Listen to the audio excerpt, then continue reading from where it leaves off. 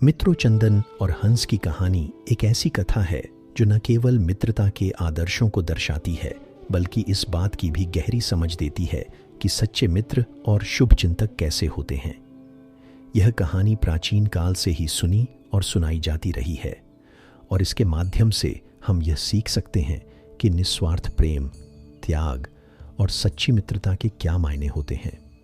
आज मैं आपको एक ऐसी कहानी सुनाऊंगा जिसे सुनकर आपके रोंगटे खड़े हो जाएंगे और आप सोचेंगे कि कोई इंसान इतना अच्छा कैसे हो सकता है, और जिनके प्यार को देखकर देवताओं के भी आंसू निकल गए थे और वह भी रोने लग गए थे। मित्रों, आप बहुत ही भाग्यशाली हो जो कि यह कहानी सुन रहे हो और यह कहानी सुनने का आपको मौका मिल रहा है। मैं स्वयं को भाग्यशाली मानता हूँ कि मुझे इतनी प्यारी कहानी सुनने को मिली थी जिसे मुझे आज आपको सुनाने का मन हुआ है।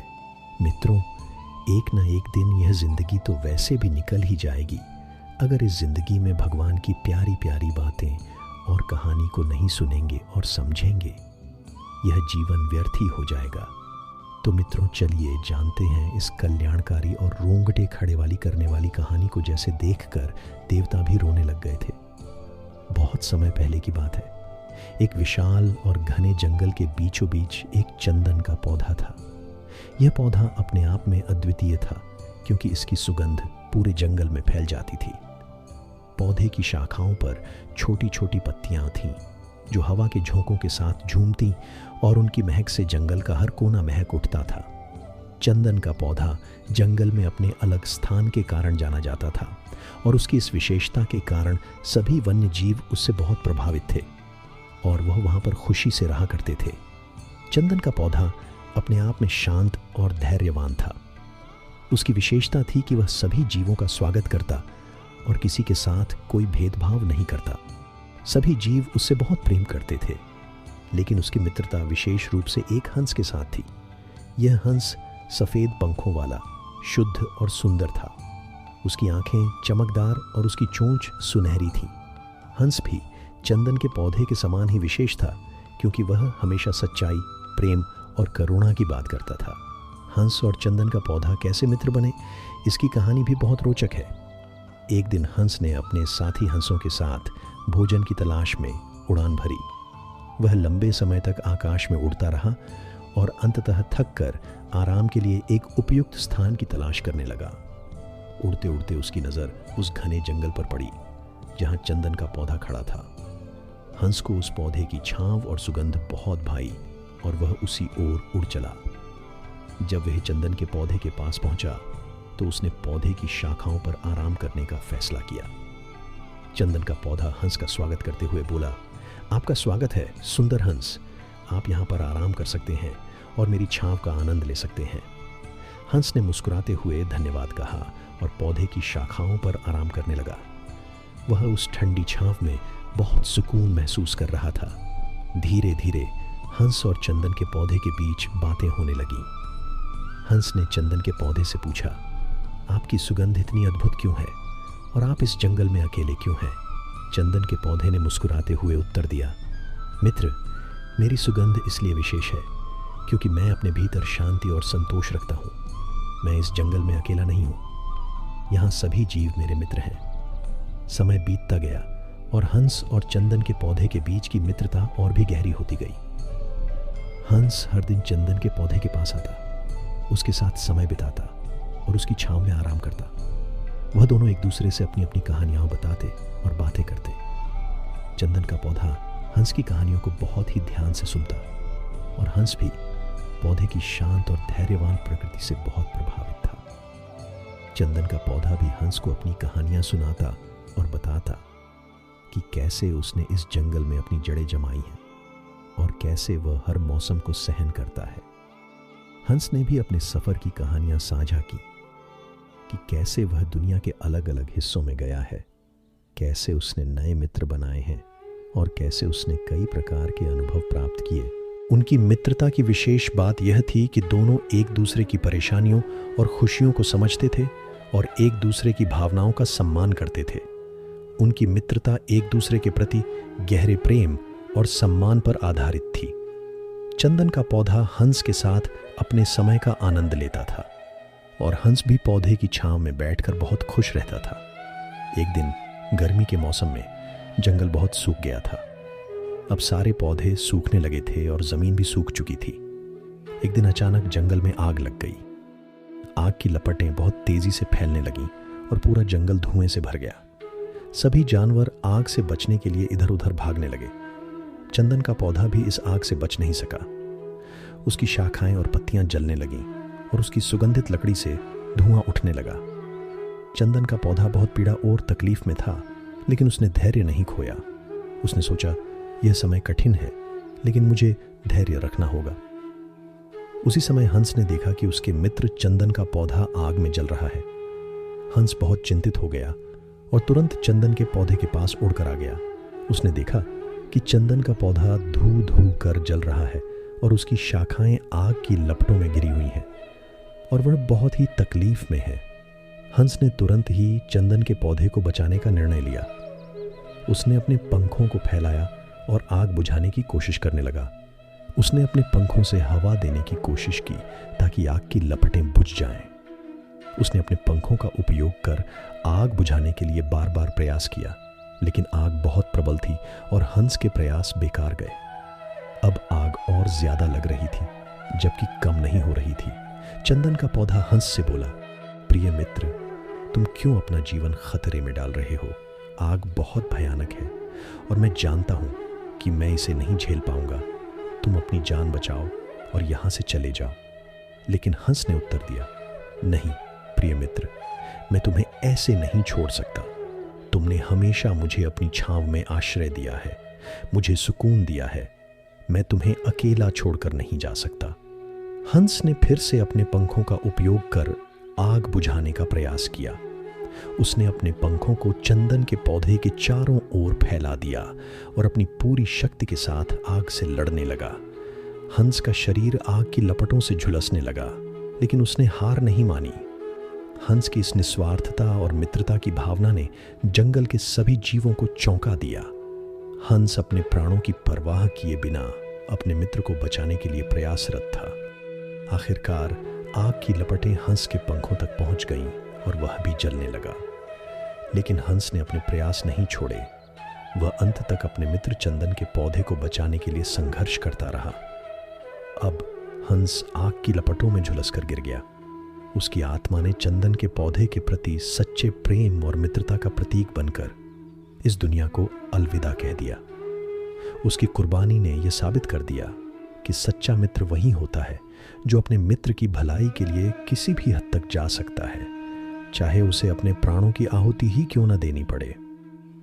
अब उन दोनों की मित्रता देखकर भगवान इंद्र को भी रोना आ गया और उन्होंने खुशी से पूरे जंगल में बरसात कर दी और भगवान ने उस हंस में फिर से जान डाल दी और उसे फिर से जीवित कर दिया। जब चंदन के पौधे में हंस को फिर से देखा तो बहुत ही ज्यादा खुश हुआ और हाथ से जल्दी से उड़कर चंदन के पौधे पर बैठ गया और दोनों एक दूसरे के गले लग गए और रोने लग गई, क्योंकि आज दोनों को पता चला था कि इस दुनिया में एक सच्चा मित्र और एक सच्ची मित्रता क्या होती है। चंदन और हंस की इस मार्मिक कहानी ने सभी वन्य जीवों और प्रकृति को सच्ची मित्रता का संदेश दिया। इस कहानी से हमें यह शिक्षा मिलती है कि सच्ची मित्रता निस्वार्थ और त्याग पर आधारित होती है। एक सच्चा मित्र वही होता है जो अपने मित्र की भलाई के लिए हर संभव प्रयास करता है और कठिन परिस्थितियों में भी उसके साथ खड़ा रहता है। ये कहानी हमें यह भी सिखाती है कि सच्चा प्रेम और मित्रता केवल शब्दों में नहीं होती, बल्कि कर्मों में दिखाई देती है। हंस ने चंदन के पौधा के लिए जो बलिदान दिया, वह इस बात का प्रमाण है कि सच्चा मित्र वही होता है जो अपने मित्र के लिए अपने प्राणों की आहुति देने से भी पीछे नहीं हटता। चंदन और हंस की कहानी न केवल एक मित्रता की कहानी है, बल्कि यह हमें यह भी सिखाती है कि जीवन में सच्ची मित्रता और प्रेम का महत्व क्या होता है और कैसे हमें अपने प्रियजनों के साथ निस्वार्थ भाव से जुड़ना चाहिए। मुझे उम्मीद है कि यह कहानी आपको पसंद आई होगी। अगर आपके कोई अन्य प्रश्न हैं तो बेझिझक पूछ सकते हैं। मित्रों, जब अर्जुन के पुत्र अभिमन्यु की युद्ध में मृत्यु हो जाती है, तब अर्जुन बहुत दुखी होते हैं रोने लगते हैं। वह श्री कृष्ण से कहने लगते हैं कि मैं यह दुख सहन नहीं कर सकता, मैं भी अपने आप को समाप्त कर लूंगा। फिर भगवान श्री कृष्ण अर्जुन को आत्माओं के लोक में लेकर गए, जहां अभिमन्यु आनंद से बैठा हुआ था। जब अर्जुन अपने पुत्र अभिमन्यु के पास रोते रोते पहुंचा, तो अर्जुन अपने पुत्र को देखकर बहुत प्रसन्न हुए।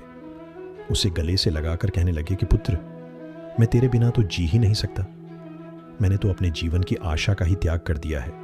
तो अभिमन्यु कहने लगा कि आप कौन है? अर्जुन बोले, मैं तेरा पिता हूं, तू मेरा पुत्र है अभिमन्यु। तो अभिमन्यु कहने लगा कि कौन पिता, कौन पुत्र? मेरे हजारों जन्म हुए हैं, किसी जन्म में आप मेरे पिता बनते हैं और किसी जन्म में मैं आपका पिता बनता हूं। आत्मा का ना तो कोई माता होता है और ना कोई पिता होता है। जब अर्जुन ने देखा मेरा पुत्र मुझे पहचान भी नहीं रहा, तो उसका सारा मोह ही खत्म हो गया। इसीलिए गीता के उपदेश को ठीक से समझ लो कि यहाँ कोई अपना पराया नहीं है। जो बुरे वक्त में, तकलीफ के वक्त में तुम्हारा साथ दे, सिर्फ वही हमारा अपना है, बाकी सब पराए हैं। गीता में कहा गया है कि जो चला गया है उसका कभी दुख मत करो। गीता को हम भगवान से भी ज्यादा कहे तो कोई अतिशयोक्ति नहीं होगी। श्रीमद् भगवत गीता एकमात्र ऐसा ग्रंथ है जो मनुष्य को जीने का सही तरीका बताती है। गीता जीवन में धर्म, कर्म और प्रेम का पाठ पढ़ाती है। श्रीमद् भगवत गीता का ज्ञान मानव जीवन और जीवन के बाद का जीवन दोनों के उपयोगी माना गया है। इसलिए गीता के विचारों को आप हर रोज रात में सोने से पहले जरूर सुनें। मित्रों, कहा जाता है कि दीपक का जीवन इसलिए वंदनीय नहीं है कि वह जलता है, बल्कि इसलिए वंदनीय है कि वह दूसरों के लिए जलता है, दूसरों से नहीं जलता। हमारी आस्था की परीक्षा तब होती है जब हम जो चाहे वह ना मिले और फिर भी हमारे दिल से प्रभु के लिए शुक्रिया ही निकले। अगर सही मायने में आप अपना जीवन बदलना चाहते हो तो सबसे पहले आपको अपना मन बदलने के लिए तैयार रहना होता है, क्योंकि जैसा आपका मन रहेगा वैसे ही आपके विचार होंगे और जैसे आपके के विचार होंगे वैसे ही आपका जीवन होगा। नीच विचार रखोगे तो नीच बन जाओगे, अच्छे विचार रखोगे तो ऊंचाई पर जाओगे। विश्वास किसी पर इतना करो कि वह तुम्हारे साथ छल करते समय खुद को दोषी समझे, और प्रेम किसी से इतना करो कि उसके मन में सदैव तुम्हें खोने का डर बना रहे। भगवान श्री कृष्ण कहते हैं, व्यक्ति को सदैव बुराई से बचकर रहना चाहिए। अगर कोई बुरा कर्म करता है तो वह कर्म उसको अपने जीवन में न भोगना ही पड़ता है। जिस प्रकार कई गायों के बीच बछड़ा अपनी मां को खोज लेता है, ठीक उसी प्रकार कर्म का फल आपको हजारों की भीड़ में भी खोज लेगा। माधव कहते हैं, किसी जीव को कष्ट देकर आप मुझे खुश नहीं देख सकते हो। श्री कृष्ण जगत के स्वामी हैं, वह कण कण में निवास करते हैं। छोटे से छोटे जीव के हृदय में ईश्वर का वास होता है। किसी जीव को कष्ट का अनुभव होना ईश्वर को कष्ट का अनुभव कराता है। इसीलिए किसी भी जीव को कष्ट देना ईश्वर को कष्ट देने के समान है। मृत्यु एक अटल सत्य है जिसे कभी बदला नहीं जा सकता है। इस संसार का जब से निर्माण हुआ है तब से जन्म मृत्यु का चक्र चलता आ रहा है। जिस प्रकार मनुष्य अपने पुराने वस्त्रों को त्याग कर नए वस्त्र धारण करता है, ठीक उसी प्रकार आत्मा पुराने व्यर्थ शरीर को त्याग कर नए शरीर को धारण करती है। यह प्रकृति का नियम है। इस सत्य को स्वीकार करके भयमुक्त होकर आज में जीना चाहिए। ज्ञानी व्यक्ति ना तो मरने वाले का शोक करते हैं और ना ही उनका शोक करते हैं जो अब भी जिंदा है, क्योंकि वह जानते हैं जो मर गया वह फिर से जन्म लेगा और जो जिंदा है वह एक दिन जरूर मरेगा। इसलिए जिंदगी में कभी भी मरने वालों की चिंता नहीं करनी चाहिए, क्योंकि एक दिन हमको भी मरना ही है, क्योंकि जो आया है उसे जाना ही होगा। केवल ज्ञान ही एक ऐसा अक्षय तत्व है जो कहीं भी किसी भी अवस्था में और किसी भी काल में मनुष्य का साथ नहीं छोड़ता। धरती पर जिस प्रकार मौसम में बदलाव आता है, ठीक उसी प्रकार जीवन में भी सुख दुख आता जाता रहता है।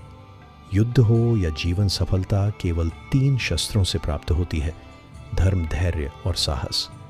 कोई भी मनुष्य जन्म से नहीं बल्कि अपने कर्मों से महान बनता है। कुछ पाना है तो खुद पर भरोसा कीजिए, क्योंकि सहारे कितने भी सच्चे और अच्छे हों, साथ छोड़ ही जाते हैं। मित्र गरीब है या अमीर मायने नहीं रखता, बल्कि वह आपके बुरे समय में आपका साथ कितना देता है यह मायने रखता है। धर्म चाहे जो भी हो, अच्छे इंसान बनो। हिसाब तुम्हारे कर्म का होगा, धर्म का नहीं। खुशी के लिए काम करोगे तो खुशी नहीं मिलेगी, लेकिन खुश होकर काम करोगे तो ज़रूर मिलेगी। जब आप दूसरों के लिए अच्छा चाहते हैं तो वही अच्छी चीज़ें आपके जीवन में वापस आती हैं। यही प्रकृति का नियम है। आपका मूल्य इससे तय नहीं होता कि आप क्या हैं, ये इससे तय होता है कि आप खुद को क्या बनाने की क्षमता रखते हैं। हंसता हुआ मन और हंसता हुआ चेहरा, यही सच्ची संपत्ति है। मनुष्य हमेशा अपने भाग्य को कोसता है, यह जानते हुए भी कि भाग्य से भी ऊंचे हमारे कर्म हैं। कभी कभी लगता है कि अच्छे कार्य करते रहने से उसका फल अच्छा नहीं मिलता और भगवान सारे दुख हमारी ही झोली में डाल देता है। लेकिन ऐसा नहीं है। कभी भी जब पुण्य कार्य करें तो उसको ईश्वर पर समर्पित कर दें और मन में किसी भी तरह का भाव ना रखें। संसार में सब कुछ अंतवसन है, इसलिए पाप और पुण्य भी अंतवसन को प्राप्त होता है। लेकिन पाप और पुण्य में थोड़ा सा अंतर यह है कि पुण्य का फल यदि हम नहीं चाहते तो उस फल को अस्वीकार करने के लिए स्वतंत्र हैं। इसलिए जो भी हम सत्कर्म करते हैं अंत में प्रभु को समर्पित कर देते हैं। लेकिन यह सवाल उठता है कि क्या भगवान स्वीकार करेंगे? निश्चित स्वीकार करेंगे, क्योंकि भगवान ने स्वयं गीता में अर्जुन से कहा है, हे कुंती पुत्र, तुम जो भी करते हो, जो भी खाते हो, पवित्र यज्ञ अग्नि में जो आहुति डालते हो, जो भी दान देते हो, जो भी तपस्या करते हो, वह सब मुझे अर्पित करते हुए करो। इसलिए जो भी कर्म करें भगवान को समर्पित करने के भाव से करें। इस प्रकार हम जो भी पुण्य कर्म करेंगे ईश्वर को साथ रखकर समष्टि के कल्याण की भावना से करेंगे और उसे ईश्वर को समर्पित भी कर देंगे, ताकि उस पुण्य का भी अभिमान ना हो। देखो, पाप लोहे की जंजीर है तो पुण्य सोने के बंधन दोनों में है। लोहे की जंजीर से छूटने का आदमी को मन भी करता है, लेकिन सोने की जंजीर से जो बंधा हुआ हो उसको वह बंधन प्यारा लगने लगता है, उसमें उसको धन नजर आता है, उससे छूटने का मन नहीं करता। गीता में श्री कृष्ण ने कहा है कि पुण्य कर्म मुझे समर्पित कर दे, मुझे अर्पण कर दे, नहीं तो उसके बंधन में बंधोगे। लेकिन जहां तक पाप कर्म की बात है तो कहा गया है कि वह भोगना ही पड़ता है। मित्रों, परिस्थिति चाहे कैसी भी हो, पर कभी खुद को टूटने नहीं देना, वरना ये दुनिया जब टूटने पर भगवान को घर से निकाल सकती है तो फिर हमारी तो औकात ही क्या है। पानी को कसकर पकड़ोगे तो वह हाथ से छूट जाएगा, उसे बहने दो, वह अपना रास्ता खुद बना लेगा। कभी कभी जब परिस्थितियां समझ में ना आए तो जो कुछ जीवन में घटित हो रहा है उसे शांत भाव व तटस्थ होकर बस देखना चाहिए। समय आने पर जीवन अपना मार्ग खुद बना लेगा। कठिन परिस्थिति में ही दिमाग को शांत करने की जरूरत पड़ती है। उस समय सारा माहौल विपरीत होता है। आपसे एक सवाल पूछता हूं, अगर अचानक कहीं आग लग जाए तो आप क्या करेंगे? कैसे बुझाए? तो आप कहेंगे कि ऐसी परिस्थितियों के लिए हम पहले से ही इंतजाम करके रखेंगे। आप बिल्कुल सही कह रहे हैं। सभी जगहों पर ऐसी परिस्थितियों से निपटने के लिए कुछ ना कुछ अरेंजमेंट्स पहले से होता है। आपको शायद मेरी यह बात अजीब लग रही होगी, लेकिन इसी में आपके सवाल का जवाब है। जैसे आग लगने पर कुआं नहीं खोद सकते, वैसे ही अचानक मुश्किल हालात आने पर मन को शांत नहीं कर सकते। चाहे उस समय कितनी ही मोटिवेशनल स्पीच हमारी सुन लीजिए, वीडियो देख लीजिए, भक्ति भजन कर लीजिए, मन शांत नहीं होगा अगर पहले से ही मन को सकारात्मक सोच, अध्यात्म और सच्ची भक्ति में लगाया होगा, या फिर मन की तीव्र गति को ध्यान द्वारा साधा होगा। अच्छे लोगों की संगत में रहते होंगे तभी मन मुश्किल समय में शांत रह सकता है, वरना तो वही पुरानी कहावत की आग लगने पर कुआं नहीं खोदा जाता। इसलिए जब जीवन में सब कुछ सही चल रहा हो, शारीरिक रूप से भी ठीक हो, तभी से मन को शांति के मार्ग में लगा दे, ताकि मुश्किल समय आने पर दिमागी संतुलन बना रहे और बुरे वक्त को ठीक से मैनेज कर सके। जो लोग कठिन परिस्थिति में हाथ पर हाथ रखकर बैठ जाते हैं, उनका दिमाग शांत नहीं रहता है, वे अपने हालत को बदल नहीं पाते हैं। काम करने से बुरे विचार दिमाग में नहीं आते हैं, बल्कि आप काम करने के फल स्वरूप कुछ पाते हैं। यदि जिंदगी में बुरा हुआ तो अनुभव मिलता है, वरना सफलता के दर्शन होते देर नहीं लगती है। जब हालत विपरीत हो तब आप लंबी गहरी सांस लेने की कोशिश करें। आपका सारा ध्यान आसपास की बुरी बातों से सिमटकर सांसों पर केंद्रित हो जाएगा। आप सिप सिप करके पानी पीने की कोशिश करें। आप खाली ना रहे, कोई मनपसंद काम करें। खाली दिमाग शैतान का घर होता है। समय पर भरोसा रखें। आज तक कोई ऐसी रात नहीं हुई जिसका सवेरा ना हुआ हो। जंगल में लगी आग भी एक दिन शांत हो ही जाती है। कुछ ना कुछ नया सीखते रहे। यह इन परिस्थितियों के उपहार स्वरूप आपको हमेशा याद रहेगा। आत्मचिंतन मनन करने का यही समय होता है, क्योंकि जब दरवाजे खुलने लगेंगे तो फिर भाग दौड़ शुरू हो जाती है। ये समझिए, ईश्वर ने सबसे मुश्किल रोल के लिए आप जैसे बेहतर कलाकार को चुना है। हर घटना के पीछे प्रकृति का कोई प्रयोजन होता है। इस समय को टिक टिक करती घड़ी की सुई की तरह लें। सभी को अपने हिस्से का सुख या दुख स्वयं ही तो भोगना होता है। सुख में तो फिर भी सभी मिलेंगे, लोग आसपास आपको, लेकिन दुख में कोई नहीं आता। मदद करने सभी दूर खड़े रहते हैं, और कई बार तो हम दुख में खुद को बिल्कुल अकेला पाते हैं। पर शायद यह सोचना भी पूरी तरह से सही नहीं है। ईश्वरीय शक्ति तो है ना हमारे आसपास, हमारे साथ। बस आवश्यकता होती है तो उन शक्तियों को पहचानने की। बस एक बार कुछ फुर्सत के पल निकालकर उन्हें दिल से याद तो कीजिए। वे अवश्य आते हैं हमारी मदद करने। क्योंकि महाभारत में जब द्रौपदी ने सच्चे मन से भगवान श्री कृष्ण को पुकारा था, तो उसकी लाज बचाने के लिए भगवान श्री कृष्ण स्वयं आए थे।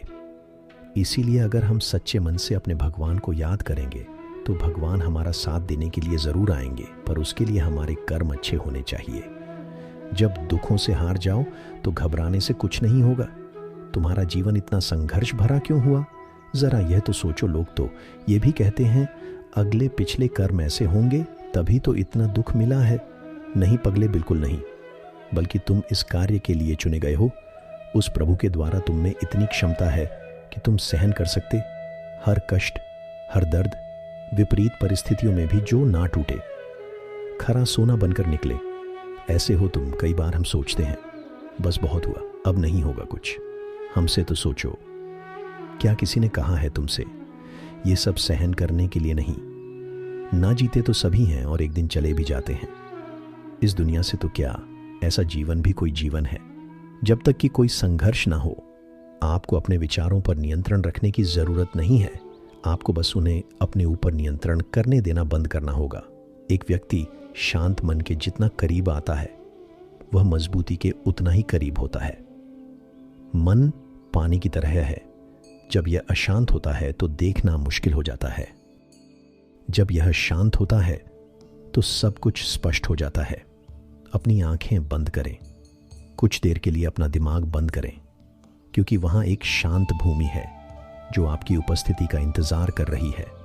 कभी कभी समुद्र के शांत होने की प्रतीक्षा करने का समय नहीं होता है। यदि आपको अपने लक्ष्य तक पहुंचना है तो अपनी यात्रा शुरू करें और तूफान को अपना रास्ता बनने दें। धैर्य प्रतीक्षा करने की क्षमता नहीं है। धैर्य का अर्थ है शांत रहना, चाहे कुछ भी हो जाए। इसे सकारात्मक विकास के अवसरों में बदलने के लिए लगातार कार्रवाई करना और यह विश्वास रखना कि जब आप प्रतीक्षा कर रहे हो तो अंत में सब कुछ ठीक हो जाएगा। जब आप आंतरिक शांति का अनुभव करते हैं तो आप स्वीकार करते हैं कि आप कौन हैं। आपकी ताकतें, खामियां, इच्छाएं, सपने, वो सब कुछ जो आपको विशिष्ट रूप से आप बनाता है। आप अपने आसपास की दुनिया और सामने आ रही स्थितियों को अधिक स्वीकार करने का अनुभव करते हैं, जिससे चिंता और तनाव का आप पर कम नकारात्मक प्रभाव होता है। सामने आए व्यक्ति की उम्र और बुद्धि से किसी के मन की बात पता लगाना संभव नहीं है। मन की बात सिर्फ प्यार और सहानुभूति से ही जानी जा सकती है। यदि आप पॉजिटिव रहना चाहते हैं तो अपना अधिक समय उन्हीं के साथ बिताएं जो आपको खुश रखते हैं, या फिर उनके साथ जो आपको प्रभावित करें। हारा हुआ खेल दोबारा तो खेला जा सकता है, लेकिन एक बार जो मन से हार गया वह कभी जीत नहीं सकता। सफलता की राह प्रत्यक्ष तौर पर कहीं नहीं होती, बल्कि वह आपके मन में होती है। अगर आपने अपने मन को जीत के लिए तैयार कर लिया तो कोई और आपको नहीं हरा सकता। आप जीवन में अकेले नहीं चलते। कभी कभी जब आप चीज़ों से निपट हैं तो ऐसे लोग होते हैं जो आपके साथ होते हैं, और फिर ऐसे लोग भी होते हैं जो केवल यह देखते हैं कि आप चीज़ों से कैसे निपट रहे हैं। किसी भी स्थिति में आपको खुद पर नियंत्रण रखना चाहिए और किसी भी तरह के लोगों के साथ अच्छे संबंध बनाने चाहिए। इसीलिए शांत और निर्मल आभा बनाए रखें और आपके लिए चीज़ों से निपटना आसान हो जाएगा। यदि आपका मन शांत है तो विश्वास करें, आप इस दुनिया में कुछ भी जीत सकते हैं। ऐसा इसलिए है क्योंकि आप अपने कर्मों का उपयोग करने में सक्षम होंगे और चमत्कार के अलावा कुछ नहीं देंगे और दुनिया आश्चर्य के सामने झुकती है। कोई किसी के दुख का कारण नहीं होता, यह तो अपने ही कर्म होते हैं जिसकी वजह से दुख उठाने पड़ते हैं। आज कौन सुखी नहीं होना चाहता, परंतु वह इसके लिए जो कर्म कर रहा है उसमें सुख है ही नहीं तो मिलेगा। लोभ, मोह और स्वार्थ से ऊपर उठे बिना सच्चे सुख की कल्पना नहीं की जा सकती। सच्चा सुख तो त्याग की राह पर चलकर पाया जा सकता है।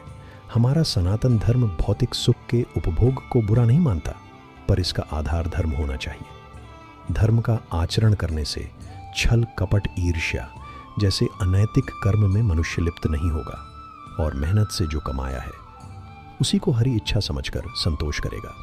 संतोष से परम सुख की प्राप्ति होगी।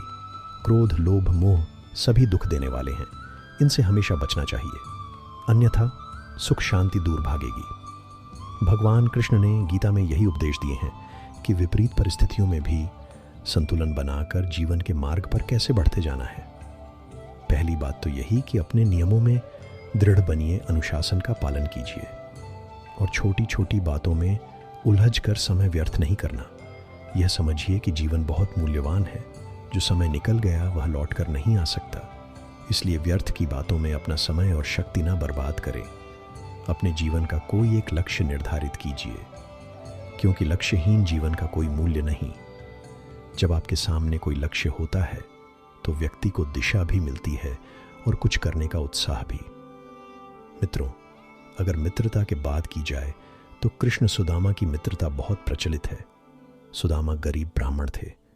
अपने बच्चों का पेट भर सके उतने भी सुदामा के पास पैसे नहीं थे। सुदामा की पत्नी ने कहा, हम भले ही भूखे रहें लेकिन बच्चों का पेट तो भरना चाहिए ना। इतना बोलते बोलते उसकी आंखों में आंसू आ गए। सुदामा को बहुत दुख हुआ। उन्होंने कहा, क्या कर सकते हैं, किसी के पास मांगने थोड़े ही जा सकते हैं। पत्नी ने सुदामा से कहा, आप कई बार कृष्ण की बात करते हो, आपकी उनके साथ बहुत मित्रता है ऐसा कहते हो। वे तो द्वारका के राजा हैं, वहां क्यों नहीं जाते? जाइए ना, वहां कुछ भी मांगना नहीं पड़ेगा, वरना हम भूखे मर जाएंगे। सुदामा को पत्नी की बात सही लगी। सुदामा ने द्वारका जाने का तय किया। पत्नी से कहा, ठीक है, मैं कृष्ण के पास जाऊंगा, लेकिन उसके बच्चों के लिए क्या लेकर जाऊं? सुदामा की पत्नी पास में से पोहे ले आई। उसे फटे हुए कपड़े में बांधकर उसकी पोटली बनाई। सुदामा उस पोटली को लेकर द्वारका जाने के लिए निकल गए। द्वारका देखकर सुदामा तो दंग रह गए। पूरी नगरी सोने की थी, लोग बहुत सुखी थे। सुदामा पूछते पूछते कृष्ण के महल तक पहुंचे। दरवान ने साधु जैसे लगने वाले सुदामा से पूछा, यहाँ क्या काम है? सुदामा ने जवाब दिया, मुझे कृष्ण से मिलना है, वह मेरा मित्र है। अंदर जाकर कहिए कि सुदामा आपसे मिलने आया है। दरवान को सुदामा के वस्त्र देखकर हंसी आई। उसने जाकर कृष्ण को बताया। सुदामा का नाम सुनते ही कृष्ण खड़े हो गए और सुदामा से मिलने भागते हुए आए। सभी आश्चर्य से देख रहे थे, कहाँ राजा और कहाँ ये साधु। कृष्ण सुदामा को महल में ले गए। सांदीपनी ऋषि के गुरुकुल के दिनों की यादें ताज़ा की। सुदामा कृष्ण की समृद्धि देखकर शर्मा गए। सुदामा पोहे की पोटली छुपाने लगे, लेकिन कृष्ण ने खींच ली। कृष्ण ने उसमें से पोहे निकाले और खाते हुए बोले, ऐसा अमृत जैसा स्वाद मुझे और किसी में नहीं मिला। बाद में दोनों खाना खाने बैठे। सोने की थाली में अच्छा भोजन परोसा गया। सुदामा का दिल भर आया। उन्हें याद आया कि घर पर बच्चों को पूरा पेट भर खाना भी नहीं मिलता है। सुदामा वहां 2 दिन रहे। वे कृष्ण के पास कुछ मांग नहीं सके। तीसरे दिन वापस घर जाने के लिए निकले। कृष्ण सुदामा के गले लगे और थोड़ी दूर तक छोड़ने गए। घर जाते हुए सुदामा को विचार आया, घर पर पत्नी पूछेगी कि क्या लाए, तो क्या जवाब दूंगा। सुदामा घर पहुंचे। वहां उन्हें अपनी झोपड़ी नजर ही नहीं आई। उतने में ही एक सुंदर घर में से उनकी पत्नी बाहर आई। उसने सुंदर कपड़े पहने थे। पत्नी ने सुदामा से कहा, देखा कृष्ण का प्रताप, हमारी गरीबी चली गई, कृष्ण ने हमारे सारे दुख दूर कर दिए। सुदामा को कृष्ण का प्रेम याद आया, उनकी आंखों में खुशी के आंसू आ गए। देखा दोस्तों, कृष्ण और सुदामा का प्रेम यानी सच्चा मित्र प्रेम।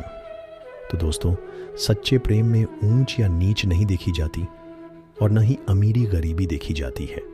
इसीलिए आज इतने युगों के बाद भी दुनिया कृष्ण और सुदामा की दोस्ती को सच्चे मित्र प्रेम के प्रतीक के रूप में याद करती है। भगवान श्री कृष्ण ने भी एक बहुत महत्वपूर्ण बात कही कि मित्र को मित्र से कुछ लेने और देने में संकोच नहीं करना चाहिए। यदि एक मित्र हमेशा देता रहे और दूसरा लेता रहे तो लेने वाले मित्र में हीनता का भाव आए बगैर नहीं रहेगा। इसीलिए भगवान ने सुग्रीव को दिया भी, और वे यदि सीता जी की खोज में कुछ योगदान दे सकते हैं और यदि उससे उनका स्वाभिमान बना रहता है तो उनकी सेवा लेना राम और राम राज्य की विचारधारा के अंतर्गत है। दीन बनाकर देना सांसारिकता है और विश्वास जीतकर लेना और देना साधुता है। जिन लोगों में ऐसी बुद्धि नहीं आई है वे लोग संसार में मित्रता के नाम पर व्यवसाय ही कर रहे हैं और अनावश्यक दंभ का प्रचार कर रहे हैं कि हमें कुछ नहीं चाहिए। हम पारिवारिक रिश्तों से अलग घर के बाहर दोस्त बनाते हैं। अच्छे दोस्त वही होते हैं जो हमारी दिक्कतें दूर करने के लिए हमेशा तैयार रहते हैं। ध्यान रखें, ऐसे लोगों से मित्रता नहीं करनी चाहिए जिनमें बुरी आदतें हैं, जो गलत काम करते हैं। संगत का हमारे जीवन पर गहरा असर होता है, इसलिए मित्रों के मामले में सतर्क रहें। रामायण में श्री राम और सुग्रीव की मित्रता से हम मित्रों के गुण सीख सकते हैं।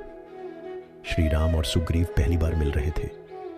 उस समय श्री राम ने सुग्रीव से कहा कि मैं जंगल में भटक रहा हूं क्योंकि मुझे मेरी पत्नी सीता को खोज करनी है, लेकिन आप तो राजा हैं, फिर आप जंगल में रह रहे हैं। सुग्रीव ने अपने नए मित्र राम से कहा कि मेरा एक बड़ा भाई है बाली, वह राजपाट के लिए मेरा दुश्मन बन गया है। कुछ समय पहले एक राक्षस हमारे राज्य में आ गया तो बाली उसे मारने गया। बाली के पीछे पीछे मैं भी चला गया। बाली और राक्षस एक गुफा में चले गए। मैं गुफा के बाहर ही खड़ा रहा। कुछ दिनों के बाद उस गुफा से बाहर खून निकलने लगा। खून देखकर मैं डर गया। मुझे लगा कि बाली मारा गया। मैं डर गया था तो अपने राज्य लौट आया और सभी लोगों को पूरी घटना बना दी। यहाँ के लोगों को भी लगा कि बाली मारा गया तो उन्होंने मुझे राजा बना दिया। जब मेरा भाई बाली लौट कर आया तो उसे लगा कि मैं जानबूझकर राजा बन गया हूं। उसने मुझे मारकर राज्य से भगा दिया। वह मुझे शत्रु समझने लगा है। मैं उससे बचने के लिए ही जंगल में छिपा हुआ हूं। श्री राम ने सुग्रीव की बातें ध्यान से सुनी और कहा कि आपका राज्य वापस दिलवाने में मैं आपकी मदद करूंगा। सुग्रीव को श्री राम पर भरोसा नहीं हुआ। वह सोचने लगा कि बाली तो बहुत ताकतवर है, तो राम उसे कैसे मारेंगे। उस समय श्री राम ने सुग्रीव से कहा कि अब मैं तुम्हारा मित्र हूं। मित्र की विशेषता यह है कि वह अपने मित्र को दुखी देखकर उसे अपना दुख मान लेता है, उस दुख को दूर करने की कोशिश करता है। विपत्ति के समय मित्र के साथ खड़े रहना ही मित्र का सबसे बड़ा गुण है। इसलिए मुझ पर भरोसा रखो, मैं तुम्हारे दुख दूर करने में मदद जरूर करूंगा। ये बातें सुनकर सुग्रीव को श्री राम पर भरोसा हो गया। इस बात में श्री राम ने हमें संदेश दिया है कि मित्र के दुख को अपना दुख मानना चाहिए और उसके दुख को दूर करने की कोशिश करना चाहिए। सच्चा मित्र वही है जो मित्र के दुख में साथ खड़ा रहता है। ध्यान रखें, कभी भी गलत व्यक्ति को मित्र न बनाएं। वैसे तो भगवान श्री कृष्ण बचपन में बहुत नटखट स्वभाव के थे। विपरीत परिस्थितियां आने पर उनका स्वभाव हमेशा शांत रहता था। कृष्ण जी भगवान विष्णु के अवतार थे और वे यह बात जानते भी थे कि कंस मामा उन्हें बार बार मारना चाहते थे, फिर भी वे शांत रहते थे और समय आने पर कंस के हर प्रहार का मुंह तोड़ दिया। इससे सीख मिलती है कि कठिन समय में भी अपने शांत स्वभाव का त्याग नहीं करना चाहिए। भगवान श्री कृष्ण हमेशा साधारण जीवन जीने में विश्वास करते थे। गोकुल के राजघराने में प्रवेश होने के बावजूद वह अन्य सामान्य बालकों के साथ रहते, खेलते और घूमते रहते थे। उन्हें कभी भी अपने राजघराने का घमंड नहीं था। कभी भी उनका मन बुरा समय आने पर घबराता नहीं था। वह विपरीत परिस्थितियों का डटकर मुकाबला करते थे। उनका मानना था, बुरे समय में विवेकपूर्वक काम करना चाहिए। भगवान श्री कृष्ण ने कभी भी हार न मनाने का संदेश दिया था। अंत का प्रयास करते रहना चाहिए, भले ही परिणाम हमारे पक्ष में क्यों न हो। कृष्ण और सुदामा की दोस्ती को कौन नहीं जानता। यह दोस्ती महज दोनों के प्रेम के कारण नहीं, बल्कि एक दूसरे के प्रति आदर के कारण भी प्रसिद्ध है। किंतु आज के जमाने में दोस्ती के असली मायने कोई नहीं जानता। श्री कृष्ण ने हमेशा अपने मित्र सुदामा और अर्जुन का साथ दिया था। श्री कृष्ण को जन्म देवकी ने दिया था, लेकिन उनका पालन पोषण यशोदा और राजा नंद ने गोकुल में किया, यह जानते हुए कि उनके अपने माता पिता उनसे दूर हैं। श्री कृष्ण ने उन्हें दिल से प्रेम किया। उनका आदर और सम्मान करने में कोई कसर न रखी। किसी भी काम की शुरुआत में ये नहीं सोचना चाहिए कि सफलता मिलेगी या नहीं, लक्ष्य पूरा होगा या नहीं, क्योंकि कर्मों की सफलता या असफलता इंसान के हाथ में नहीं है। महाभारत में श्री कृष्ण ने अर्जुन को यही उपदेश दिया था कि तुम सिर्फ कर्म करो, फल की इच्छा मत करो। जो लोग धर्म के अनुसार कर्म करते हैं उन्हें सफलता जरूर मिलती है। समय कभी एक जैसा नहीं रहता। जो मजबूत और खुद पर भरोसा करने वाले होते हैं वे कभी भाग्य पर निर्भर नहीं करते। सिर्फ दिखावे के लिए अच्छा मत बनो। परमात्मा आपको बाहर से नहीं बल्कि भीतर से भी जानता है। खुश रहने का मूल मंत्र है कि जिस चीज में आपका बस न चले उसे भगवान पर छोड़ देना चाहिए। मनुष्य जैसा कर्म करता है उसे फल भी उसी के अनुरूप मिलता है। असली ज्ञानी या समझदार वह होता है जिसको अपने कर्म के फल की चिंता नहीं होती। परिस्थितियों से भागो मत, उसके सामने डट कर खड़े हो जाओ। कर्म करना ही मानव जीवन का पहला कर्तव्य है। हम कर्मों से ही परेशानियों से जीत सकते हैं। भगवत गीता के एक श्लोक में भगवान श्री कृष्ण ने मानव शरीर की तुलना एक कपड़े के टुकड़े से की है। मतलब मनुष्य शरीर एक ऐसा कपड़ा है जिसे आत्मा अपने हर जन्म में बदलती रहती है। इसका मतलब मनुष्य का शरीर आत्मा के लिए एक अस्थायी वस्त्र की तरह है जिसे उसे अपने हर जन्म में बदलना पड़ता है। गीता का यह उपदेश हमें यह सिखाता है कि हमें मनुष्य की आत्मा से प्यार करना चाहिए। उनकी पहचान उनकी आत्मा से करनी चाहिए। हमें मनुष्य के शरीर से आकर्षित नहीं होना चाहिए। मनुष्य के भीतरी मन को समझना ही उचित होता है। जो लोग मनुष्य के शरीर से ही केवल प्यार करते हैं, ऐसे लोगों के लिए गीता का उपदेश बहुत कुछ सिखाने वाला साबित हो सकता है। गीता में भगवान श्री कृष्ण ने यह बताया है कि इंसान को जन्म मरण के चक्र के बारे में भी जान लेना चाहिए, क्योंकि मनुष्य के जीवन का एकमात्र सच जो है वह मृत्यु है। क्योंकि जिस भी इंसान ने इस दुनिया में जन्म लिया है उसे एक न एक दिन इस संसार को छोड़कर जाना ही पड़ता है, और यही इस दुनिया का अटल सत्य है। लेकिन इस बात से भी नकारा नहीं जा सकता कि हर इंसान अपनी मौत से भयभीत रहता है। इसलिए मनुष्य को जीवन की अटल सच्चाई को जान लेना चाहिए और अपनी वर्तमान की खुशियों को भी खराब नहीं करना चाहिए। भगवान श्री कृष्ण ने बताया है कि क्रोध से मनुष्य में भ्रम पैदा होता है और भ्रम में वह अपनी बुद्धि का विनाश कर बैठता है। क्रोध में जब मनुष्य की बुद्धि काम नहीं करती है तब मनुष्य की तर्क वितर्क करने की क्षमता नष्ट हो जाती है और व्यक्ति का वही नाश हो जाता है। इसी तरह हर एक व्यक्ति को अपने गुस्से पर काबू करना सीखना चाहिए। मनुष्य गुस्से में कई बार ऐसा काम कर देता है जिससे उसको बाद में जाकर हानि का सामना करना पड़ता है। वही अगर मनुष्य अपने क्रोध पर काबू नहीं कर पाए तब वह कोई गलत कदम उठा बैठता है। जब भी मनुष्य के मन में क्रोध की भावना उत्पन्न होती है तब मनुष्य का दिमाग काम करना बंद कर देता है और उस समय वह सही गलत का उचित फैसला नहीं ले पाता। इसलिए हमेशा मनुष्य को अपने क्रोध को काबू में रखना चाहिए और अपने मन को शांत रखना चाहिए, क्योंकि गुस्से में लिया गया फैसला आपको गहरी क्षति पहुंचा सकता है। भगवान श्री कृष्ण ने गीता के सार में यह बताया है कि कोई भी व्यक्ति अपने कर्मों को नहीं छोड़ सकता।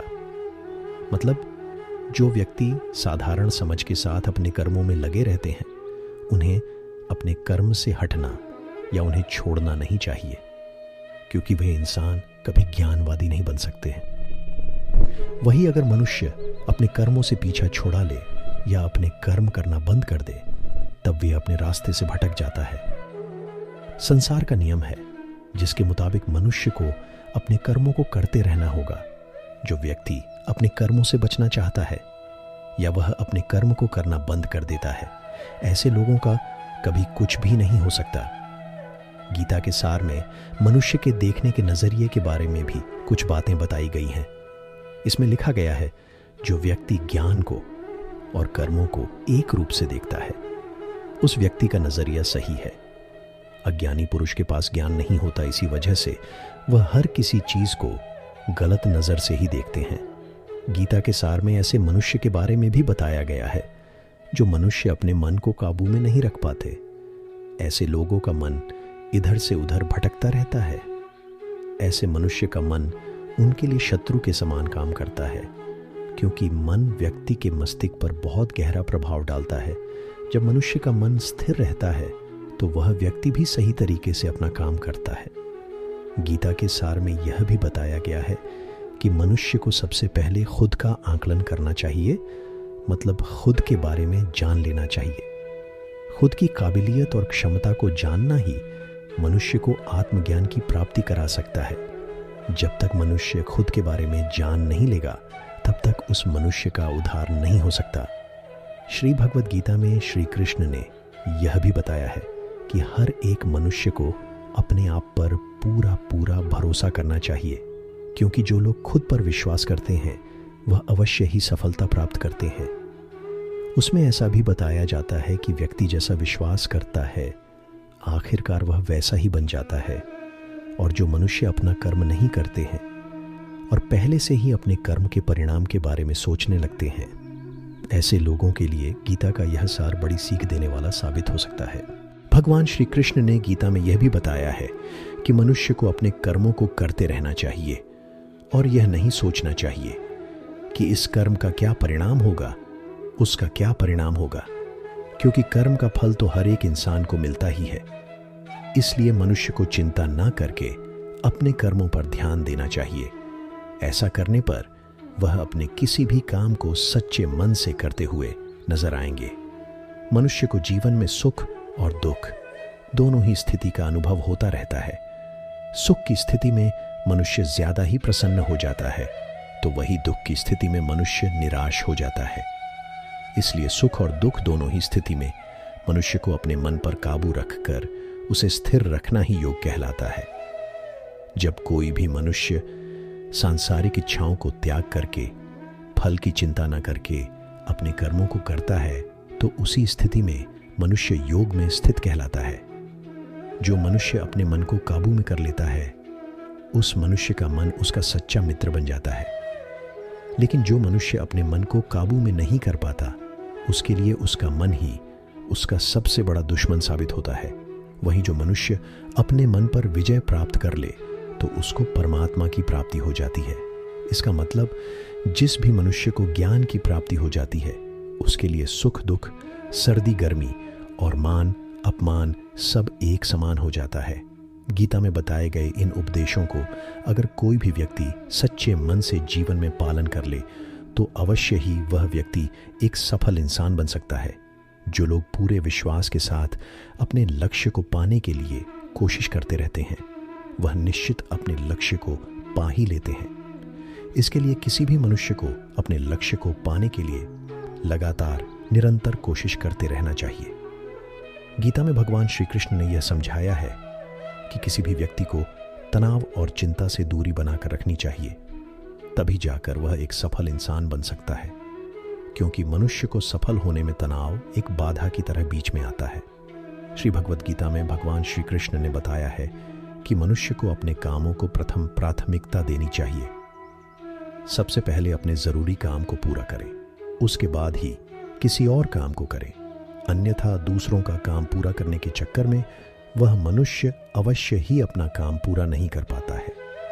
श्री भगवद गीता में भगवान श्री कृष्ण ने बताया है कि संसार में एक ही भगवान के अनेक स्वरूप हैं और लोग भगवान के अलग अलग स्वरूप की पूजा भी करते हैं, क्योंकि वह उनकी अलग अलग शक्तियों पर भरोसा करते हैं। लेकिन मनुष्य को इस बात का भी ज्ञान होना चाहिए कि सभी भगवान एक ही भगवान का स्वरूप है।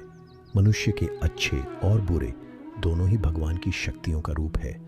अर्थात संसार में जितने देवता हैं वह सारे ही देवता एक ही भगवान के अनेक स्वरूप हैं, जिनकी मनुष्य कभी पीपल के रूप में पूजा करते हैं तो कोई पहाड़ के रूप में। भगवान अनगिनत है मित्रों। भगवान श्री कृष्ण कहते हैं कि अपने मन को सदैव वश में रखना चाहिए, कभी भी अहंकार नहीं करना चाहिए। अगर कोई आपको कटु वचन कहता है तो भी उसे कुछ नहीं कहना चाहिए। अतिथि और लाचार को सदैव आश्रय दें, दूसरों की न निंदा करें और न सुने। मार खाने पर भी अपने आप को शांत रखें। शास्त्रों को सदैव नियम पूर्वक सुने। दिन के समय न सोना, क्रोध न करना, स्वयं आदर की इच्छा न करके भी दूसरों का सम्मान करना, भोजन स्वाद के लिए नहीं बल्कि स्वास्थ्य के लिए करना, ये सभी चीज मनुष्य को महान बनाती है। सत्य ही सनातन धर्म है, ये सभी धर्मों से उत्तम है। सत्य से ही तप और योग उत्पन्न होते हैं। सत्य ही ब्रह्मा है, सब कुछ सत्य के अंतर्गत आता है। सत्य से ही मनुष्य स्वर्ग जाता है। झूठ हमें अंधकार की तरफ ले जाता है। यहाँ पर प्रकाश का अर्थ स्वर्ग तो नरक को अंधकार कहा गया है। सभी प्राणियों को एक समान समझना, ईर्ष्या द्वेष से दूर रहना, शील और लज्जा के गुणों को अपनाना, दुष्कर्मों से दूर रहना, किसी को कष्ट न पहुंचाना, इंद्रियों को वश में रखना, मन की पवित्रता को बनाए रखना, सत्य बोलना, क्षमा करना, साहस और विद्या आदि, ये 13 सत्य धर्म के लक्षण हैं। वेद भी सत्य का ही उपदेश देते हैं। सत्य बोलना सहस्त्रों अश्वमेध यज्ञों के फल के बराबर होता है। कभी भी कटु वचन न बोलें, सदैव ऐसे वचन बोलो जो दूसरे को अच्छे लगें। बुरा बोलना, निंदा करना, भला बुरा कहना, यह सब त्याग देना चाहिए। दूसरों का सम्मान न करना, अहंकार दिखाना, ये सभी अवगुण होते हैं। जो सुख इस लोक में कामनाओं की पूर्ति होने पर मिलता है और परलोक में जो सुख प्राप्त होता है वह उस सुख के 16वें हिस्से के बराबर भी नहीं है जो सुख हमें कामनाओं से मुक्त होने पर प्राप्त होता है। अपने आप को वश में करने के लिए व्यक्ति को पहले लोभ और मोह से दूर होना चाहिए। मोह का फल मृत्यु और सत्य का फल अमृतत्व प्राप्त होता है। इसलिए मृत्यु और अमृतत्व दोनों ही मनुष्य के अधीन हैं। पूरे संसार को वृद्धावस्था ने घेर रखा है। दिन प्रतिदिन उस पर मृत्यु का प्रहार होता जा रहा है। दिन आता है, रात बीत जाती है। जागो, तुरंत उठो, समय को व्यर्थ न गंवाओ, अपने कल्याण के लिए कुछ कार्य करो, क्योंकि तुम्हारे कार्य पूर्ण नहीं हो पाते हैं तब तक मृत्यु तुम्हें अपने साथ ले जाती है। निर्धनता को स्वयं ही स्वेच्छापूर्वक अपनी इच्छा से स्वीकार करने से सुख मिलता है। यह सुख मनुष्य का कल्याण करता है, क्योंकि इस राह पर चलने से न तो कोई क्लेश रहता है, न ही कोई आपका शत्रु बनता है।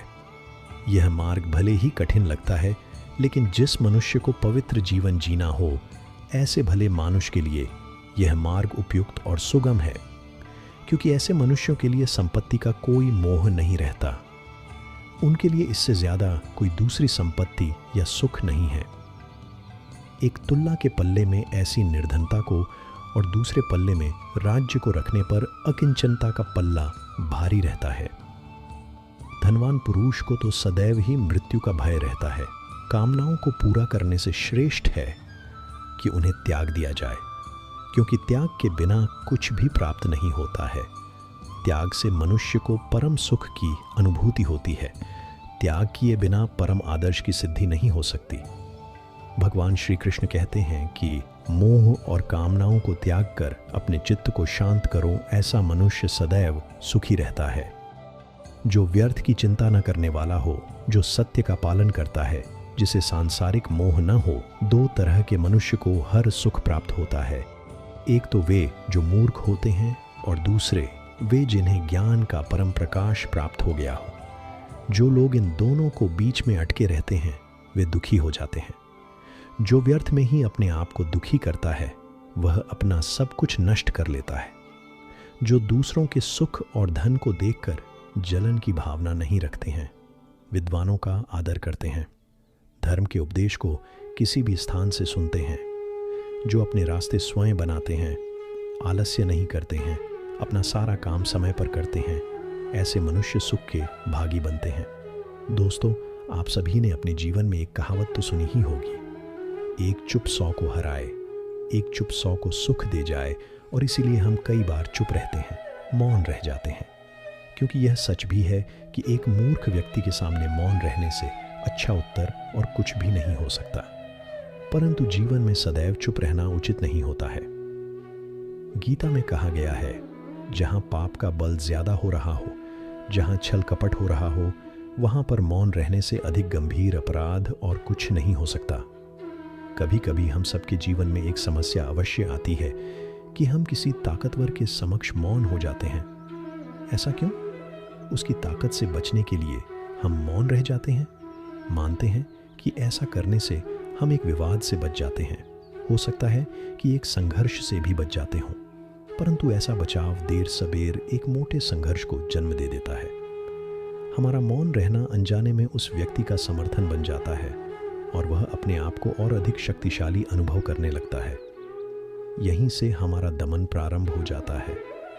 एक के बाद एक हम अन्याय में अनचाहे रूप से सम्मिलित होते चले जाते हैं, जो आगे चलकर मोटे टकराव का कारण बनता है। तो फिर इसका उपाय क्या है? ये समझने के लिए यह जानना आवश्यक है कि ऐसी कौन सी बात है जो विरोध करने से रोकती है। ये सामने वाले की शक्ति तो नहीं हो सकती, यह तो हमारा खुद का डर होता है जो हमें मौन रहने को विवश करता है। क्या हम मन से डर को निकालकर अन्याय का विरोध नहीं कर सकते? आखिर वह हमारा क्या और कितना खराब सकता है? सोचिए, ऐसा करने से हमारा मन कितना मुक्त, कितना हल्का अनुभव करेगा। गीता में भी कहा गया है, अन्याय सहना अन्याय करने से ज्यादा मोटा पाप है। आज समाज में यही तो हो रहा है। जहां विरोध करना चाहिए वहां कोई बोलता नहीं।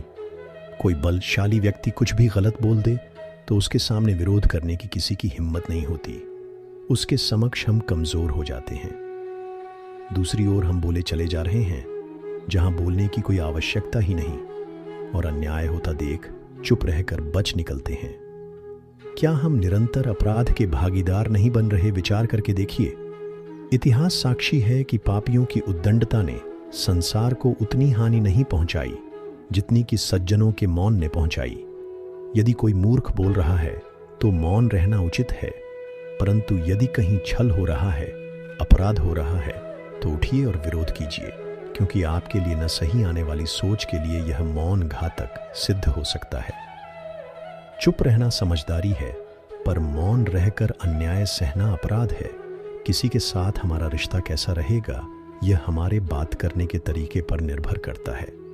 सोचे समझे बिना बोलेंगे तो रिश्ते खराब हो सकते हैं। कभी कभी कुछ परिस्थितियां ऐसी बन जाती हैं जब रिश्तों के लिए मौन रहना ज्यादा बेहतर रहता है।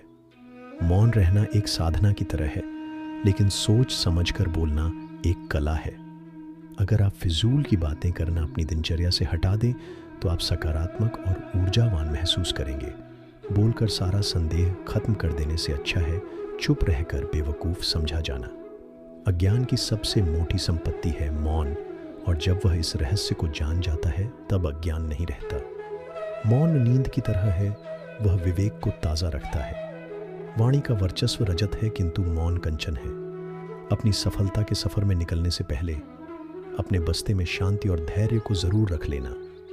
मौन रहकर मैं अन्य लोगों की कमियों को सुन लेता हूँ और अपनी कमियों को छिपा लेता हूँ। जब कुछ कहने को हो तभी कहिए, अगर कुछ कहना चाहते हो तब मत कहिए। बेतुकी बातों का सबसे बेहतर जवाब ना देना है। सवाल का जवाब शांति से मिलता है, बहस करने से जवाब खो जाता है। अगर बहस करने वालों में एक व्यक्ति शांत रहे तो बहस कभी नहीं हो सकती। शरीर का शोर सुनाई दे जाता है।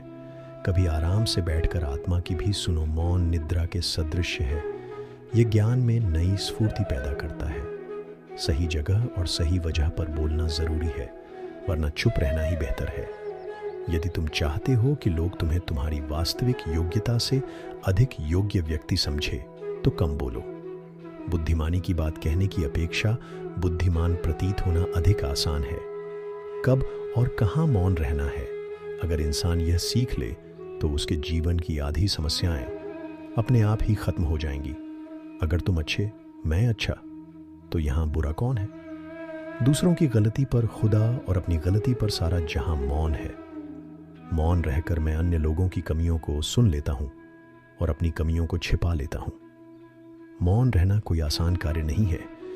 इसके लिए भी साहस और धैर्य की आवश्यकता होती है। मौन क्रोध का दमन करने में व्यक्ति की जितनी सहायता करता है, उतना अन्य कोई नहीं सहायता करता है।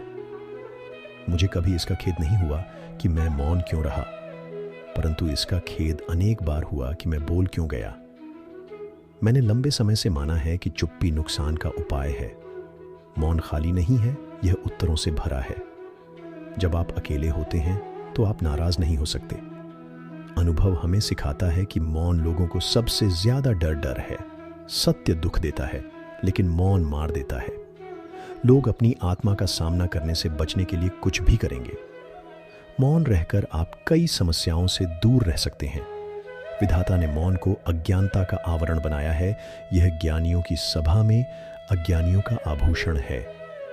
मौन में शब्दों की अपेक्षा अधिक शक्ति होती है। अगर आप दूसरों के विचारों पर नियंत्रण पाना चाहते हैं तो सर्वप्रथम अपने विचारों पर नियंत्रण करिए। अपने विचारों पर नियंत्रण करने का सबसे आसान तरीका है कम बोलना या मौन रहना। इस दुनिया में वह इंसान सबसे ज्यादा सुखी और समृद्ध होता है जो क्रोध आने पर खुद को मौन रख सके। जिन्हें आपको गलत ही समझना है, वह लोग आपके मौन का भी गलत अर्थ निकाल ही लेंगे। विधाता की अदालत में वकालत बहुत ही न्यारी है। खामोश रहिए, कर्म कीजिए, सबका मुकदमा जारी है। यदि किसी प्रश्न का उत्तर आपको पता नहीं है तो ऐसे में मौन रहना ही बुद्धिमानी है। कभी मौन रहकर देखो, इससे भी चमत्कार होता है। सही और ज़रूरत भर जो बोलते हैं। जब आपको नहीं पता कि किसी विशेष अवसर पर क्या कहना है या आपको किसी विशेष घटना के बारे में केवल आधा अधूरा ज्ञान है, तो ऐसे अवसर पर भी आपको चुप रहना चाहिए। ऐसा व्यक्ति जो आधा अधूरा ज्ञान होने के बाद भी उस विषय पर बात करता है, वह अक्सर उपहास का पात्र बन जाता है। ऐसे व्यक्ति को कोई भी गंभीरता से नहीं लेता है। केवल वही व्यक्ति अपनी बात प्रभावी ढंग से रख सकता है जिसे उस विशेष घटना या विषय का गहरा ज्ञान हो। इसीलिए यहाँ वहाँ से प्राप्त आदि अधूरी जानकारी के आधार पर कभी भी लोगों को समझाने की कोशिश नहीं करनी चाहिए। जब कोई व्यक्ति आपके सामने किसी तीसरे व्यक्ति की बुराई कर रहा हो, तो ऐसी स्थिति में आपको चुप रहना चाहिए। आपको कभी भी ऐसी नकारात्मक बातचीत का हिस्सा नहीं बनना चाहिए, क्योंकि आज वह व्यक्ति जो कर रहा है आपके सामने किसी तीसरे व्यक्ति की बुराई, कल किसी और के सामने आपकी भी बुराई करेगा। और इस बात की अधिक संभावना है कि आज आपने जिस तीसरे व्यक्ति की बुराई की है उसे भी इस बात का पता चल जाते तो आप पर ही मुसीबत आ सकती है। इसलिए जब भी कोई किसी दूसरे व्यक्ति की बुराई करे या उसके गलत समय का मजाक बनाए, तो आपको बस उसकी बात सुननी है, अपनी राय नहीं देनी है। अगर आप ऐसा करें तो भविष्य में आपके लिए समस्याएं हो सकती हैं। जब कोई आप पर क्रोध और घृणा से चिल्लाता है, आपका अपमान करने की कोशिश करता है, तो ऐसी स्थिति में आप दूसरे व्यक्ति की क्रोध और घृणा को चुप रहकर कम कर सकते हैं। चुप रहकर भी आप स्थिति को खराब होने से रोक सकते हैं। जब आप ऐसा नहीं करते हैं और दूसरे व्यक्ति के क्रोध का उत्तर क्रोध से दे देते हैं, तो परिणाम काफ़ी भयंकर होता है। यदि आप उस समय चुप रहते हैं तो यह बात उस क्रोधी व्यक्ति के दिल में महसूस होती है। जब क्रोध शांत हो जाता है तो वह अपनी गलती पर पछताता है और इस बात की भी संभावना ज़्यादा हो जाती है कि वो आगे आकर आपसे माफ़ी मांगे। अपनी गलती के लिए अगर वह माफ़ी नहीं मांगता है तो वह अंदर से दोषी महसूस करने लगता है और फिर अगली बार आप पर गुस्सा करने या नफरत करने से पहले कई बार सोचता है। लेकिन आपको हर हाल में या हर समय चुप भी नहीं रहना चाहिए। अगर कोई गलत कर रहा है तो उसका जवाब आपको देना चाहिए, क्योंकि कुछ लोग ऐसे भी होते हैं जो हमारी खामोशी को हमारी कमज़ोरी समझते हैं। गुस्से में चुप रहने का यह तरीका केवल परिवार, करीबी रिश्तेदारों और कुछ करीबी दोस्तों के लिए ही सही है, हर इंसान के लिए नहीं। अगर आप हर जगह खामोश रहने लगे तो इसका गलत इस्तेमाल भी हो सकता है। जब कोई व्यक्ति अपने जीवन की कोई दुखद घटना या अपने जीवन की परेशानी साझा कर रहा हो, ऐसे में आपको चुप रहना होगा और सिर्फ उसकी बातों को सुनना होगा। ज़्यादातर लोग ऐसे हैं कि उनके सामने किसी ने उनकी समस्या सुनाई नहीं कि उन्होंने समाधान देना शुरू कर दिया। हालांकि जब कोई व्यक्ति अपनी समस्या हमारे साथ साझा कर रहा है तो वह हमसे किसी सुझाव की उम्मीद नहीं करता है। वह चाहता है कि हम उसकी बात ध्यान से सुनें, क्योंकि जब हम उनकी बात सुनते हैं उस व्यक्ति को आंतरिक शांति मिलती है। उसे लगता है कि कोई मेरी बातों को समझता है। अधिकांश समय जब लोग अपनी समस्याओं को हमसे साझा करते हैं तो वे हमें केवल अपनी बात बताना चाहते हैं। वे हमें से किसी भी प्रकार की सलाह नहीं चाहते, क्योंकि वे पहले से ही सभी तरह की सलाह जानते हैं जो हम उन्हें देने जा रहे हैं। मुसीबत के समय किसी व्यक्ति को सांत्वना देने का सबसे अच्छा तरीका उस व्यक्ति की बात को ध्यान से सुनना है। जब हम बिना ध्यान दिए लोगों की बातों को ध्यान से सुनते हैं, बिना किसी सलाह के, तब उनकी आंखों में हमारे लिए सम्मान और स्नेह का भाव पैदा हो जाता है। उन्हें लगता है कि हम अधिक गंभीर, बुद्धिमान और शांत दिमाग वाले लोग हैं। इसलिए अब जब भी कोई अगली बार आपको अपनी समस्या बताए तो बस उसकी बातों को ध्यान से सुने, और जब तक वह आपसे न मांगे उसे किसी प्रकार की सलाह न दे। जब आप कम बोलते हैं तो लोग आपकी ओर अधिक आकर्षित होते हैं कि आप कौन हैं और आप क्या सोचते हैं। भगवद गीता में भगवान श्री कृष्ण कहते हैं, मन का बेचैन होना उसका स्वभाव है। हमारे मन को लगता है कि अगर वह अलग अलग बातों के बारे में सोचता रहेगा तो हमें आने वाली हर मुश्किल और मुसीबत से बचा लेगा, पर ऐसा होता नहीं है।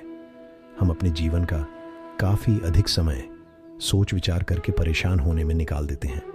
भगवान श्री कृष्ण कहते हैं कि मन का यह स्वभाव बदलना मुश्किल ज़रूर है, असंभव नहीं। अच्छा, अब आप एक बात बताइए, क्या आप कौए को कह सकते हैं कि वो कांव कांव की आवाज़ ना करे? या फिर क्या आप किसी मेंढक को कह सकते हैं कि वह पानी देखते ही ऊंची छलांग ना मारे? हमारे मन का भी कुछ ऐसा ही है। जीवन में कुछ भी होता है, अच्छा या बुरा, हमारा मन उस पर कांव कांव कांव करने लगता है। कांव कांव से मेरा मतलब है चिंता करना, व्याकुल होना। कोई बुरी बात होती भी नहीं है और मन परेशानी की ऊंची ऊंची लपटें लेने लगता है। कभी कभी तो मुझे ऐसा लगता है कि हम में से कई लोग सिर्फ परेशान होने के लिए जीते हैं। सारी परेशानी, दुख, दुविधा अक्सर हमारी मन की बनाई हुई कहानियाँ होती हैं। भगवान श्री कृष्ण हमें हमारे मन को शांत और स्थिर करने के लिए 2 उपाय देते हैं। पहला, ध्यान लगाना। दूसरा, वैराग्य भाव सीखना। अब ध्यान या मेडिटेशन शब्द सुनते ही आप में से कई लोग कहेंगे कि आप आंख बंद कर सांसें अंदर बाहर नहीं ले सकते। यहाँ हम सब गलती कर बैठते हैं। मेडिटेशन या ध्यान का मतलब सिर्फ आंख बंद कर बैठना नहीं होता। मेडिटेशन का मतलब होता है अपना पूरा ध्यान किसी चीज़ पर लगाना और उसे हटने नहीं देना। अगर आप रोटी बना रहे हैं तो सिर्फ उस बात पर ध्यान दीजिए। अगर आप पिक्चर देख रहे हैं तो अपना पूरा ध्यान पिक्चर पर लगाएं। यह मत सोचिए कि पिक्चर देखकर आप अपना कितना वक्त बर्बाद कर रहे हैं। जब आप जीवन के हर छोटे मोटे काम को पूरे ध्यान से करते हैं तो आपका जीवन ही एक मेडिटेशन बन जाता है। ऐसे जीवन में शांति, स्थिरता, साहस और सफलता का होना अनिवार्य है। वैराग्य भाव। दूसरा उपाय, वैराग्य का अर्थ यह नहीं कि आप सब कुछ त्याग कर जंगल में जाकर बैठ जाएं। वैराग्य का सच्चा अर्थ है कि आप जो काम कर रहे हैं उसका क्या नतीजा या रिजल्ट निकलेगा, उसकी चिंता ना करें। जैसे अगर आपने कोई इंटरव्यू दिया, आप यह कर सकते हैं कि पूरे मन से तैयारी करें और अपना बेस्ट देकर आ जाएं। वह नौकरी मिलना या ना मिलना आपके हाथ में नहीं है। इस नतीजे के पीछे अलग अलग चीज़ें हैं जो आपके बिल्कुल कंट्रोल में नहीं है। तो जिस चीज़ के बारे में आप कुछ कर नहीं सकते, उसके बारे में चिंता भी ना करें। यही वैराग्य का सच्चा मतलब होता है। और यही है भगवान श्री कृष्ण का दूसरा उपाय, मन को चिंता की लपटों से बचाने का। याद रखिए, आप पूरे के पूरे इंसान हैं, समझदारी, संयम और कुशलता से भरे इंसान। आपका मन जब भी कौए की तरह अलग अलग बातों पर आपको परेशान करने लगे, तब अपने मन को भी प्यार से समझाइए और शांत कर लीजिए। बस अपने ऊपर विश्वास रखिए कि आप कभी अपना बुरा नहीं होने देंगे।